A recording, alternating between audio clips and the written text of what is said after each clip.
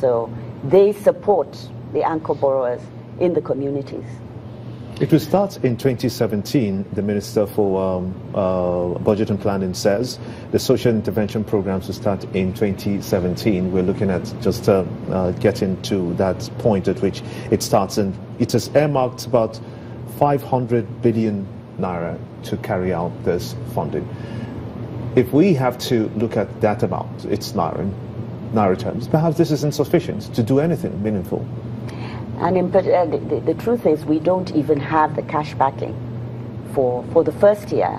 We got our first release of funds in October last year, and so far we've only got about 80 billion, which is what we've been working with. Out of 500 billion, out of 500 billion, 80 we got billion. 80, but for this year, with the budget has 400 billion for our programs. 100 billion has been set aside for a housing fund. You know, there has to be a counterpart funding. It's also social for housing. So 100 billion of that amount has been set aside for shelter. How's that going to work? I mean, are you going to build houses, or are you going to get contractors to do that? It's in the office of the Minister of Finance. It's a fund. So they are the ones, maybe you should ask her that question. It's not under me. Mine is just 400 billion, and it's these 4 programs. So your target now is, I think, about just a little above 5 million children to be fed in the schools. Yes. And you're looking at primaries 1 to 3, right? Yes. And so far, I think we've only been able to take 1.5 million? Yeah, I think we've done, the total children is 1.274.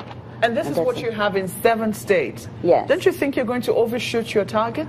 Well, we're working as we go along, and we expect to get the money as we demand for it, because we have the commitment from our leadership that our children will be fed. We had a target which is really, for us, the minimum of what we're expecting. Have you had any government that has said to you, well, we have this feeding program as well, so how is this from the federal government going to fit in? Well, nobody has said no.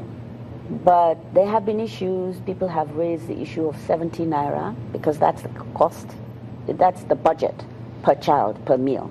Some have said 70 naira is too small.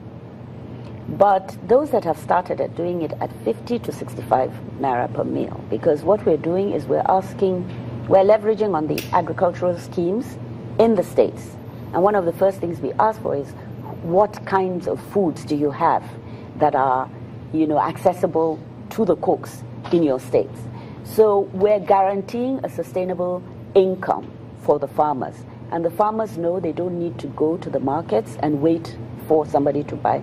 They're being formed into cooperatives by the state. And the cooks are buying directly. So there's a butchers association, there's a poultry association. We're negotiating from 35 naira per egg to 28 naira per egg, because they know that everything will get bought up. There's a huge demand for produce, and the menu has to be local context. It has to be homegrown. So they tell us if it's cocoyam that you have, it's cassava, whatever it is that's high nutrition.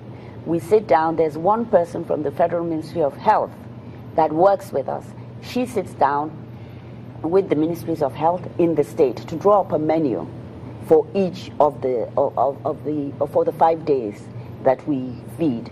And in fact, one of the states is saying we can do it at 40 naira because of the food that we have that's available in our communities. As you said, this will differ from state to state. Yes, it won't be the same cost. No, but our budget, our limit is 70 naira.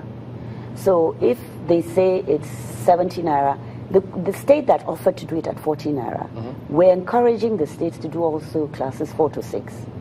So they're saying, pay us 70 naira, that is what is in the budget, and we will top up the amount to maybe 100 naira and be able to pay for classes 4 to 6. Because you see, as the children, the numbers taper, they grow less by the time you go to class 6. How much have you captured in the CCT? Right now, we had 70,000 almost.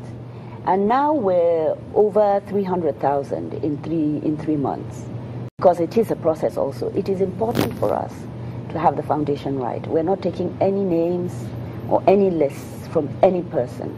We're going to the community. The community is telling us who they think is poor within their households, and then we're identifying the caregivers, and then we're forming them into cooperatives and training them on life skills, on nutrition. All of that is happening. All right, and Miriam Owais is the Special Advisor to the President on Social Investments, Office of the Vice President. Thank you for talking to us today. Thank you. All right, and we'll be back in a moment. Don't go away.